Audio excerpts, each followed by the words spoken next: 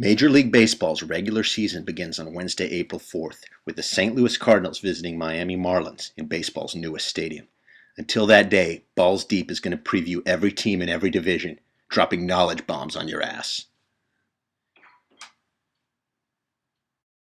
Hello, and thanks for watching Balls Deep Colorado Rockies 2012 team preview. Now we're going to do every team, and we're going to go through them all, and it might take 3 minutes each because there's a lot of material. But the fact is, this is for the betterment of everyone involved. Maybe you'll learn something. Anyhow, last year, Colorado Rockies, 73 wins. Absolutely abysmal. A lot of people had pegged them to win that division or at least get the wild card after the previous year when they ended up making the playoffs. But they didn't. They won 73 games. Left fielder, super stud, Carlos Gonzalez had a down year. A down year for him is 290 with 25 jacks and 20 steals, but the guy can do so much more. We're expecting a huge bounce back from him.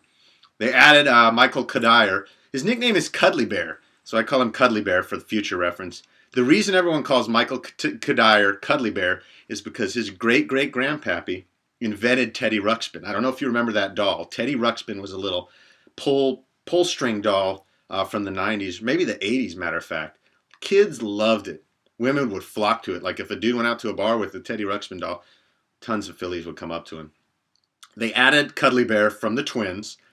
I expect 290. I expect 30 home runs. Bold statement. Bold statement by Balls Deep. But their bullpen, that's going to be the downside. They got rid of Houston Street. They're going to go ahead, which is addition by subtraction, in my opinion, in my humble opinion.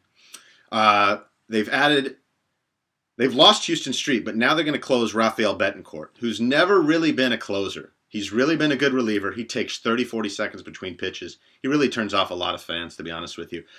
They've got Matt Belisle. He's good. Matt Reynolds is okay. The bullpen is not, I guess there's upside, but I don't expect a lot. Same with the starters. There's a lot of upside. Julius Chassin, Juan Nicasio. They added Jeremy Guthrie from the Orioles. They've got young kids, Drew Pomerantz and Alex White, that they got in a Ubaldo Jimenez trade with the Indians. Jorge De La Rosa, coming off of Tommy John, will be back in the middle of the year.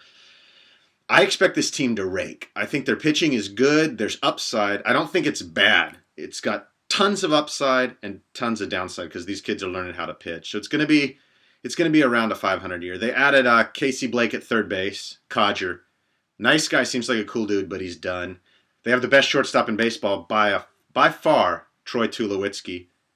Everyone's seen his awesome hair. He had a mullet. It was a really, really dope mullet.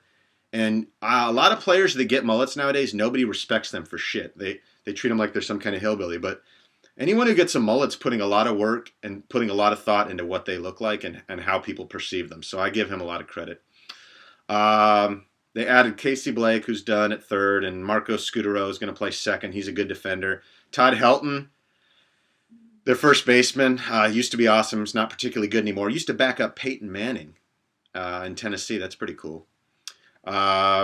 Center fielder Dexter Fowler, upside every year. We hear how good he's going to be. He hasn't quite turned the corner. He's a good defender, though. I think their outfield defense is going to be pretty solid. Pretty solid team. I'm going to say the Rockies are going to win between 81 and 84 games. I think it's going to be really close. I think they have upside. I wouldn't be surprised if they won 85, 86. But I'm going to peg the Rockies at 84 wins. Thanks for watching, Balls.